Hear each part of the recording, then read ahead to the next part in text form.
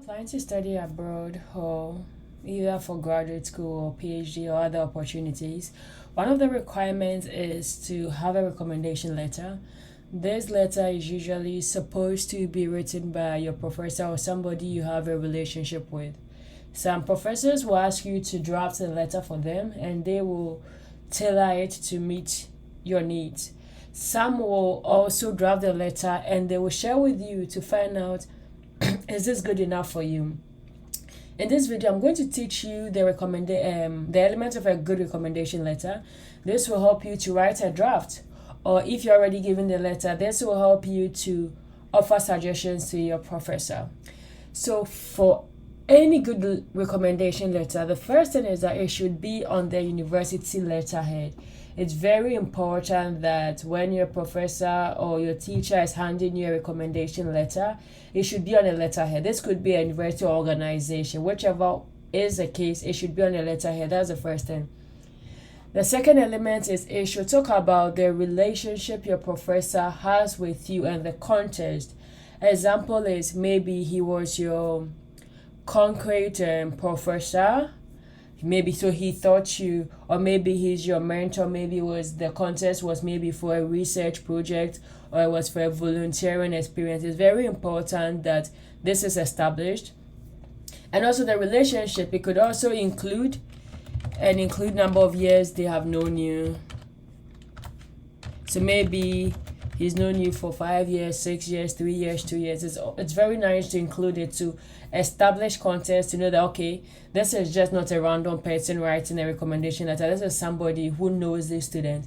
And these are the people you actually ask for recommendation letters from. You don't ask it from your brothers or sisters. It's from people you have worked with in a certain setting, or people who know you in a certain setting. The next thing is to look at practical and specific examples that showcase student strength and qualities. So once I'm done with this element, we are going to look at a recommendation letter together, and we'll identify all these elements. This will help you to better understand what I'm saying. Instead of saying that this student is hardworking, it's important to state exactly what the student has done to show that they are hardworking. Instead of saying that this student has good communication skills, it's important to state exactly what the student has done to prove that. As I said, I'm going to show an example to show you. So just listing the skills or the strength is not enough. It's important the specific examples are given. It's also important to talk about your academic performance. So this person graduated with a first class, a second class upper. It's nice, but it's also important to back it up. So this student graduated with a first class honors, and this is like top 5% of the graduating class. Or this has been the best student I've ever worked with. Statistics are always important. The next thing is also comparison with others, which I actually talked about with the academic performance. So like a statistical example is out of maybe the 50 students who took this class, this student always came as the second best or the third best. This student is always offering suggestions in class, answering questions, taking initiatives. That's how we compare to other people. And the potential for student success is very important, because the purpose of a recommendation letter is to let whoever is giving you admission or a scholarship to know that this person will succeed. We always want to bet on somebody who will succeed. So it's important that they do include it in a letter that I recommend this to them because I do know that they have a potential to succeed. And also contact information for follow-up. This is not your contact information, but this is the contact information of whoever is writing a recommendation letter, that if you should have any questions, you could contact me on this number, on this email. So now that we've seen the element of a good recommendation letter, we are going to look at a recommendation letter, and we are going to identify all these elements in the recommendation letter. So now that we've looked at the element of a good recommendation letter, let's look at an example or sample recommendation letter, and let's try to identify these elements. So this document has a number of recommendation letters I've put together. If you want me to share this with you, let me know in the comment section. I'm going to make it available to you for you to read some recommendation letters and learn from that. So I think I'm going to choose, I want something that is short, so okay, I think I'm going to choose this. So letter of recommendation for Janet Lerner's graduate application. So the first thing I did mention was it's important that these letters are on a letterhead. You can see it's on a letterhead, the university name and the date. So let's start and read the introduction. Janet Lerner is the best student I have this year, and I enthusiastically support her graduate application. As I always say, statistics. So this has set the tone that this is a really highly qualified student, and this is somebody that this teacher sees in a big light. And we know that it's the best student, so we know that the relationship is a teacher-student relationship. And it could be like they've known each other for a year. Yeah. She's highly intelligent, works well as a team member, and has demonstrated leadership potential. So here we are looking at the examples or the strengths of the student. This they've just said, but they haven't really talked about into details. But we have a fair idea that, okay, this student really has all these skills. But as we read, we will see how this was shown with specific example.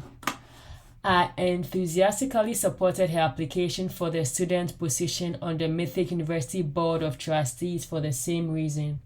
She was the runner-up for that distinguished post, and Mythic University lost out on a true leader, but I believe her time is yet to come.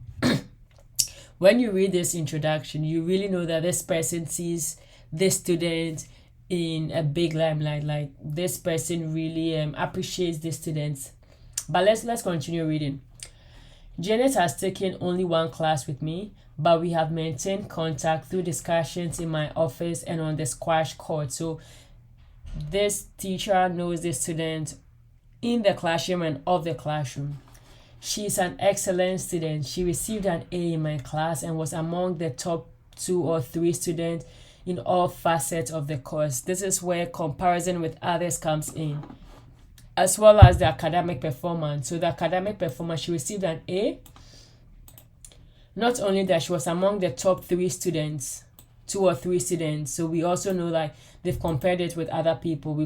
We have the statistics to see how well the student does. She writes well, she's very analytical, she's articulate, and she's prepared. But the A hardly did justice to her performance in my class. So this is where they are given specific or practical examples of this person's skills. A major component of this class was a local government simulation. Students played a variety of roles and dealt with issues given to them in the simulation textbook and by me as simulation leader. We spent over 3 weeks of class time on this activity, and it allowed me to evaluate my students' strengths and weaknesses in some depth. Janet did not simply succeed in this simulation, rather she owned it. So this, whatever she does, she takes possession of it. She makes it her own. The simulation included a zoning development problem that is intended to be virtually intractable given the assigned roles and other simulation constraints. Janet beat the simulation. Her proposals were innovative but within the confines of the simulation rules.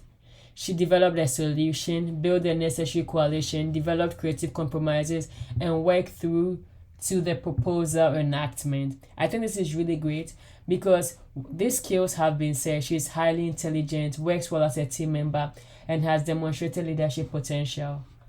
This paragraph gives specific examples of exactly what this professor or teacher has said about the students. So 1, we've established the relationship and context with the students.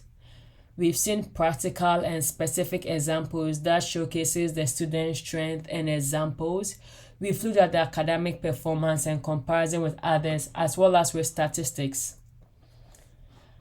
Let's continue. For her ingenuity, creativity, adherence to role, and enthusiasm, she received the class award for the most valuable simulation participant.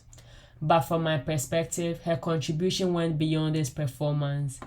Through the simulation, Janet helped to set a tone, to take the simulation seriously, and never say it's not real, as would many of the other students. She showed leadership within the simulation and within the class, still buttressing on the point, still giving examples to buttress the point she has already said. Reflective now about Janet's contribution to the class, I would add one more point about the simulation. Janet was also the most severe critic of its design and my operational decisions. She challenged me to keep the simulation realistic and to avoid contradictions and implausible development. Janet is critical, perceptive, aggressive, but not overpowering. Her criticisms were honest and appropriate. Needless to say, I would love to teach a whole class full of Janet learners. She will make an outstanding graduate student. So this is the potential for student success. That's where it's coming in. She has the intellectual capacity and she has the ambition. Based on what I've seen of her in the classroom and on the squash court, she also has the drive. And she will bring to graduate school a breadth rarely seen among graduate students. She double majored in political science and art history, a combination you do not often see.